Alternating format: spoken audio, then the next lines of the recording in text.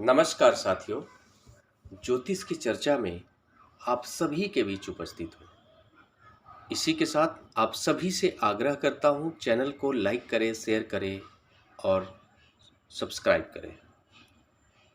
आज की चर्चा का विषय है एक महत्वपूर्ण योग के बारे में किया जाएगा, जिसका नाम है अखंड साम्राज्य योग।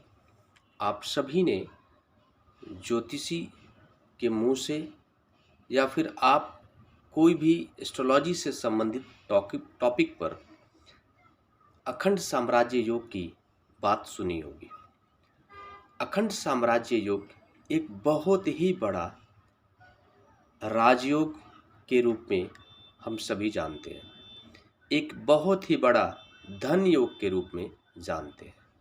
जब किसी जातक की कुंडली में अखंड साम्राज्य योग शक्तिशाली होकर बन जाता है तो उस जातक के कुंडली में बाकी सारे ग्रहों से के कारण अगर किसी भी तरह का नकारात्मक योग का भी निर्माण होता है तो वो सभी नकारात्मक योग नष्ट हो जाते हैं, ऐसा शास्त्रों में कहा गया है।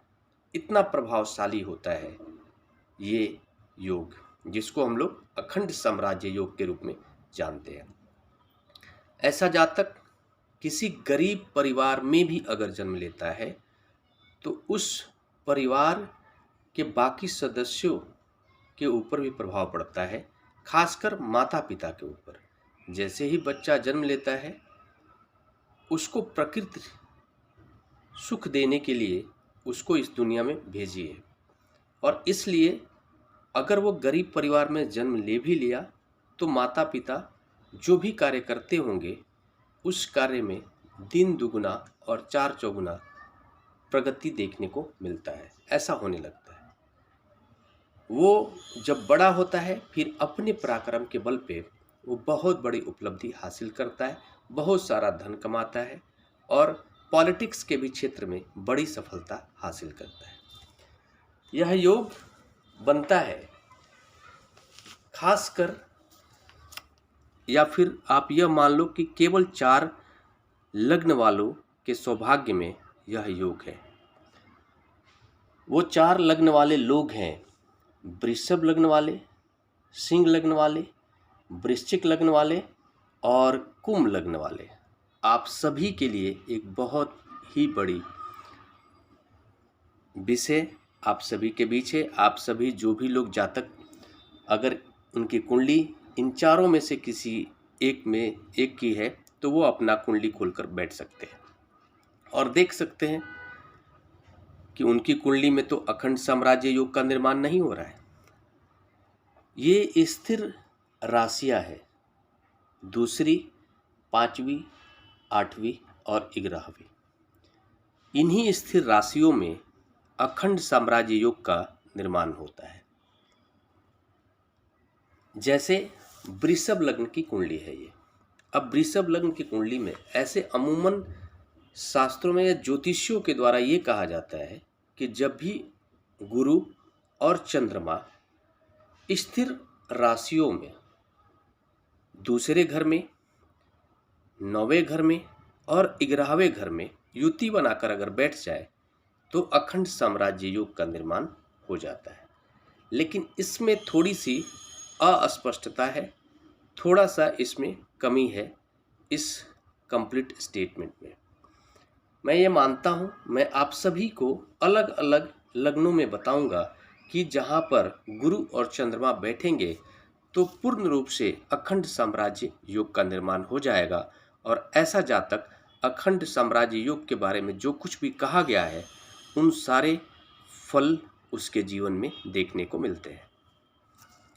अगर वृषभ लग्न की कुंडली हो, वृषभ लग्न की कुंडली के अंदर जहाँ पर एकादश भाव है, जिसको हम लोग 12 नंबर जहाँ लिखा हुआ है इसको एकादश भाव कहते हैं, यहाँ पर अगर गुरु और चंद्रमा बैठ जाए वृषभ लग्न की कुंडली में तो आप मान लीजिए कि वह जातक जीवन में बड़ी सफलता हासिल करेगा और बहुत सारा धन अर्जित करेगा। एक पूर्ण अखंड साम्राज्य योग का निर्माण उसके कुंडली में हो जाएगा। वहीं अगर सिंह लग्न की कुंडली हो, सिंह लग्न की अगर कुंडली हो और गुरु और चंद्रमा नवम भाव के अंदर बैठे हों, तो ऐसी कंडीशन में यह माना जाएगा कि अखंड साम्राज्य योग का निर्माण पूर्ण रूप से उस जातक की कुंडली में हो रहा है और उसके जीवन में अखंड साम्राज्य के योग के बारे में जो कुछ भी कहा गया है वो सारे फल देखने को मिलेंगे। वहीं अगर वृश्चिक लग्न की कुंडली हो, वृश्चिक लग्न की कुंडली में अगर नवम हाउस के अंदर गुरु और चंद्रमा एक साथ युति बनाकर बैठ जाए तो माना जाएगा कि जातक की कुंडली में अखंड साम्राज्य योग का निर्माण पूर्ण रूप से हो रहा है और ऐसा जातक जीवन पर्यंत धन की कभी कमी नहीं महसूस करेगा और बहुत बड़ी जीवन में सफलता हासिल करेगा, धन के क्षेत्र में और इवन राजनीति के भी क्षेत्र में कर सकता है।